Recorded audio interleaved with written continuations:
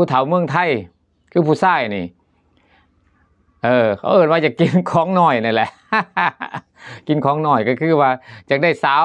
วน้อยๆสาวซ้ำน้อยครับสวัสดีครับ FC ที่น่ารักทุกท่านนะครับสวัสดี FC ทั่วโลกนะครับเจอกันอีกแล้วนะครับเราก็มาติดตามเรื่องทางประเทศสปป.ลาวเหมือนเดิมนะครับเนื่องจากว่ามันคาบเกี่ยวกันนะครับมีคอมเมนต์เข้ามานะครับในช่องเยอะแยะมากมายผมจะเอาประเด็นคอมเมนต์ที่พูดถึงผมในการทำคลิปว่าบางคนก็บอกว่าคือบ่เว้าลาวเพราะไงแล้วบางคำก็ว่าคือบ่เว้าลาวประมาณว่าอยากให้เว้าลาวว่าไปกระแดะเว้าไทยประมาณนี้เนาะ มันทั่วโลกสากลนั่นบางเทื่อนั่นเขาอยากฟังภาษาไทยที่เป็นภาษาไทยอีหลีภาษาไทยจริงๆภาษาสากลคือภาษากรุงเทพนั่นแหละ เอาอยากให้เว้าลาวจัดให้เด้อคลิปนี้เว้าลาวเอาเนื่องจากว่ามันมีประเด็นคือว่าเว้าหยังก็เว้าบ่ชัดเจนเว้าแบบอ้ำอึ้งผมต้องขอโทษขออภัยด้วยคลิปนี้เด้อเอาคลิปนี้เอาเป็นคลิปขอโทษก็แล้วกันเนื่องจากว่าการเฮ็ดซ่องนี่มันบ่แม่นว่าสิมาแล้วมันเฮ็ดได้โลดเด้มันต้องใช้ดุลพินิจคำเว้าคำจานี่ต้องเว้า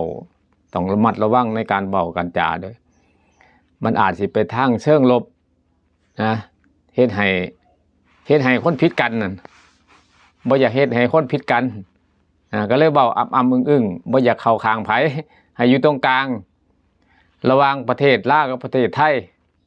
บางคนก็ว่าผมไปเข้าข้างทางพุ่นบางคนก็ว่าเข้าข้างทางประเทศผมบัดนี้มันก็เลย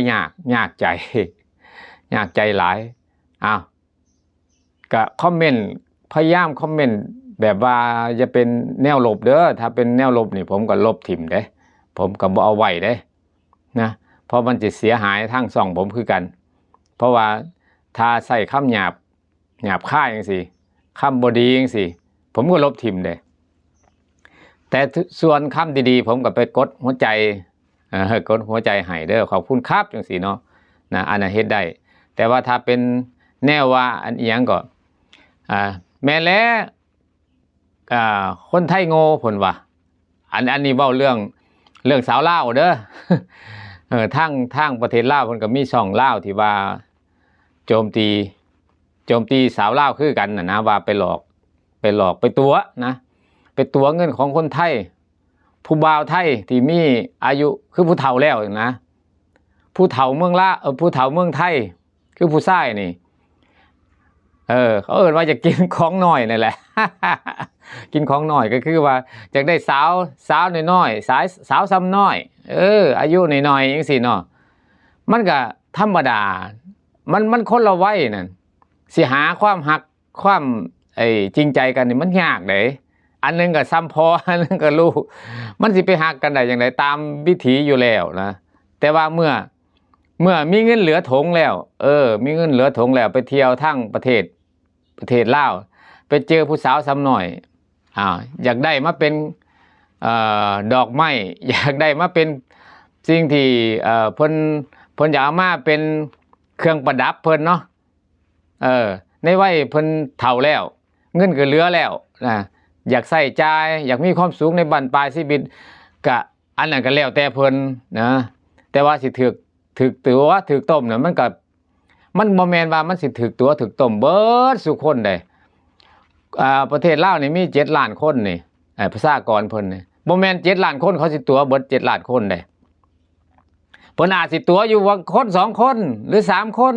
แล้วมันข่าวนี่มันปากคนนี่ปากไปแปะคนนี่มันกระจายออกไปก็เฮ็ดให้ชื่อเสียงของสาวลาวก็เสียหายอีกอย่างผมแนะนำทางช่องลาวนำเด้อทางพี่น้องทางลาวน่ะที่มีช่องอยู่แล้วนั่น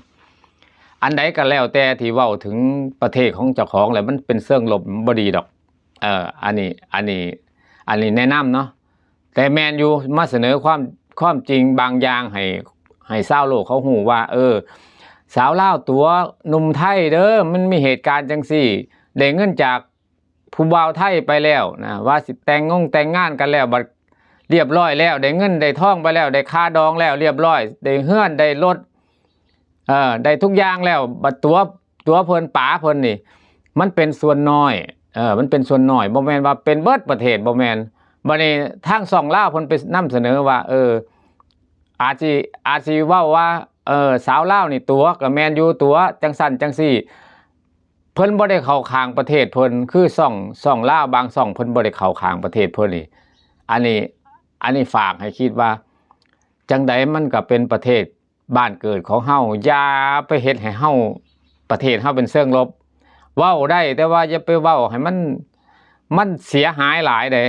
มันบ่ดีดอกถึงแม้นยอดวิวยอดไลค์มันสิขึ้นสูงปิดบางเทื่อเฮาก็เว้า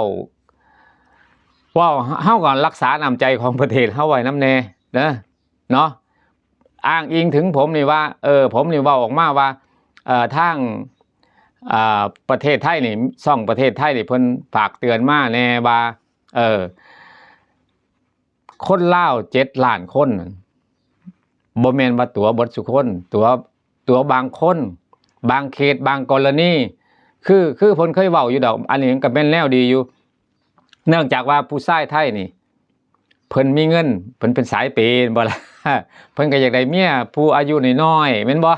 สาวซ้ำน้อยมันเป็นจังไดล่ะบัดนี้สาวซ้ำน้อยเพิ่นอยากได้โทรศัพท์ก็ฟาดให้เพิ่นล่ะiPhone บ่ เครื่อง4-5 หมื่นก็เพิ่นได้ใจเลยเด้บัดนี้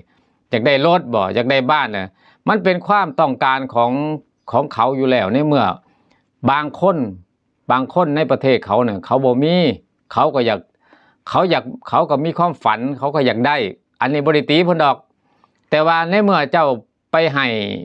เพิ่นแล้วให้ไปแล้วมันเกิดความมักบ่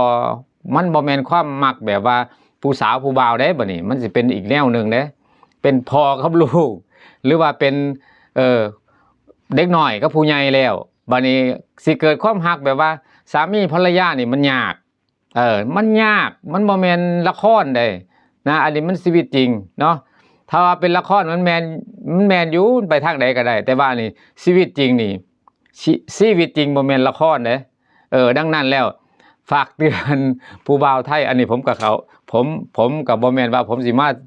เชิงลบของประเทศผมเด้อฝากเตือนผู้บ่าวไทยอยากได้เมียลาวผู้สาวซ้ำน้อยนี่ก็ฝากเตือนพิจารณาให้ดีๆนะมีเงินมีทองก็เก็บไว้แน่บ่แม่นว่าให้เพิ่นเบิดได้ให้เพิ่นเบิดนี่เป็นหยังมานี่มันยากแท้ๆได้บ่แม่นว่ามีเงินเกษียณอยู่2 ล้านจังซี่ก็ไปแต่งเพิ่นเบิด2 ล้าน บ่ได้เด้เก็บไว้แน่ครับเก็บไว้เพื่อเฮาเวลาเฮาผิดหวังมาเฮาก็ยังสิได้ใช้เงินตัวนั้นเนาะอันนี้ทางกลับกันเด้อบ่แม่นว่าถ้าผู้ชายไทยถูกหลอกถูกตัวเด้อผู้สาวลาวก็ถูกหลอกคือกันเด้อถูกทางไทยหลอกคือกันอันนี้ผมบ่ได้เข้าข้างอันนี้ผมเห็นมาตามที่ผมมีประสบการณ์นี่หมู่ผมนี่คนไทย ได้เมียลาวพอได้เมียลาวเฮ็ดจังได๋ล่ะบัดนี้เอามาอยู่นํกันอยู่ทางฝั่งไทยบัดแล้วบัดแล้วนั่นทุกสิ่งทุกอย่างนั่นมาอยู่นํกันมีลูกมีเต้ายังเรียบร้อยเฮ็ดจังได๋บัดนี้ได้เมียใหม่เสยแล้วเฮ็ดจังได๋เมียลาวเก่าเฮ็ดจังได๋บัดนี้ทิมป๋าเพิ่นอันนี้ผมก็บ่ฮู้ว่าเหตุผลเป็นจังไดดังนั้นแล้วมันบ่แม่นไผตัวไผดอกมันเป็นความอยากความโลภมากของแต่ละคนมันบ่คือกันเนาะนะครับความหักนี่มันหักต่างไว้นี่มันยาก คิดไว้ดีๆเด้ออันนี้เป็นกระดิษเตือนใจเด้อหักตังไว้นี่หายากดังนั้นแล้วให้พิจารณาดีๆเด้อถึงการคล้องครูนี่โอเคคลิปนี้ประมาณนี้เด้ออย่ามีดราม่าเด้อเจอกันใหม่คลิปหน้าครับสวัสดีครับ